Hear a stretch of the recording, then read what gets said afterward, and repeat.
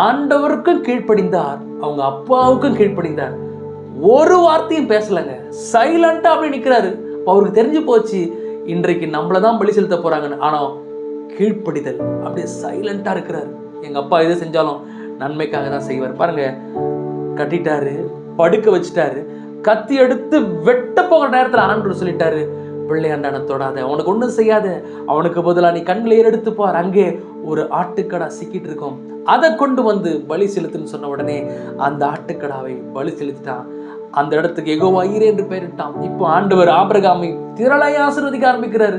ஆபிரகாமை மட்டும் ஆசீர்வதிக்கலைங்க, அவன் குமாரனாக ஈசாக்கி ஆண்டவர் ஆசீர்வதிக்க ஆரம்பிக்கிறாரு. அப்புறம் வாலிப பருவத்துக்கு வந்துட்டான். அப்போ அங்க மேரேஜ் லைஃப்ல ஒரு ஆசீர்வாதத்தை கொடுக்குறாரு. அதுக்கப்புறம் அங்க ஆண்டவர் பாருங்க அவனுக்கு ஒரு ரெகோபத்தை கொடுக்குறாரு. எல்லா ஊர்ல இருக்கிற எல்லாருடைய வாசலும் அடைக்கப்பட்டிருந்துச்சு. ஆனா ஆண்டவர் ஈசாக்கை பார்த்து சொல்றாரு, நீ